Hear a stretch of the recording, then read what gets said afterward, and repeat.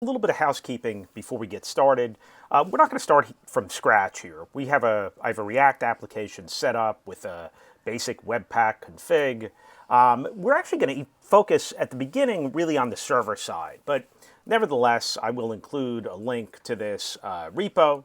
And if you do an npm install and you do an npm run start dev, you will be able to start your application. Just a quick look here at the package.json. Start dev sets an environment variable. We'll come back to this a little bit later. I'm using NodeMon to run my server, and I've got my Webpack set up. But really what I want to focus on is the database part of this. Very simple database. I've got usernames and some very simplistic passwords here. Couple of things that are important. So isolating things a little bit. One thing that we never want to do in any sort of application is store passwords as plain text. It's pretty dangerous to do. People end up using the same passwords a lot. And it's a real security issue. And it's relatively simple to hash your passwords. So we are going to use a library called bcrypt. And bcrypt has the ability to hash a plain password, and also to tell us if we end up giving you a password. It'll tell us, does it match this hash? We'll be able to tell if a user has given us the correct password. We can never go backwards. We can't really get from the hashed version of the password to the plain password. At least we can't do it easily at all. And we'll actually even make it a little bit more robust by adding a little randomness to how this ends up getting hashed, just in case people try to go in and try to figure things out. If two hashes were the same, maybe they could determine some passwords. So just another layer of protection. One thing that we'll find out is that the bcrypt library works with a callback function, and we'll convert it to a promise. So right now, I've got 3 users. I'm creating these users. Let's just do a couple of quick things here. Let's be a little bit optimistic here. We'll start building out our data layer by doing a console.log. And I'm going to await. I'm going to have some method called read users that doesn't exist yet. I'll see this will end up breaking over here because read users doesn't exist. And read users is just going to be asynchronous.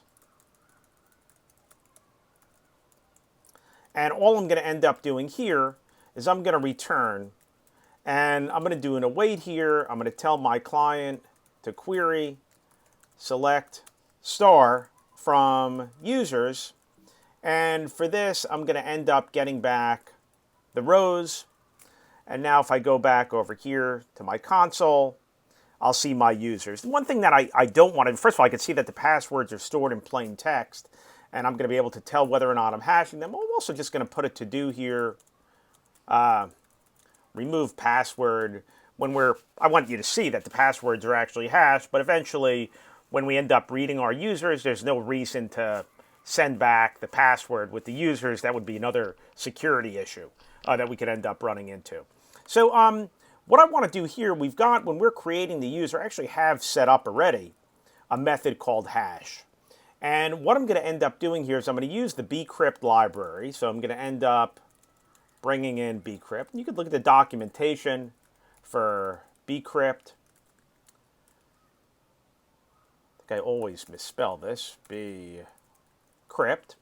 And what we're going to end up doing with the bcrypt library, we're going to end up returning a hashed version of the password. So the way that I'm going to do that is, since I want to set this up in a way that I don't have to use callbacks, I'm going to instantiate a new promise. And I'm going to tell the bcrypt library, hey, bcrypt, I want you to hash this plain password. The second parameter is are these salt rounds. I'm going to put in 10 salt rounds. So the more salt rounds, the slower the process is, but really the more secure things are going to end up being. And this is callback either gives us an error or a hashed version of the password.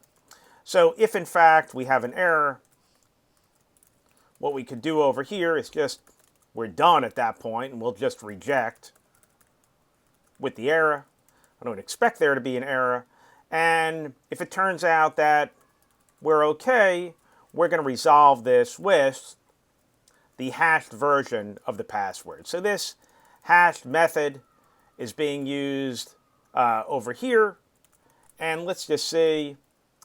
Of course, we'll find out that we don't have bcrypt, but this is a very easy thing to correct.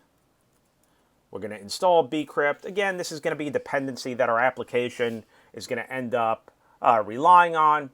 Once we end up getting bcrypt, this should end up rerunning. And we could take a look, see what happens here.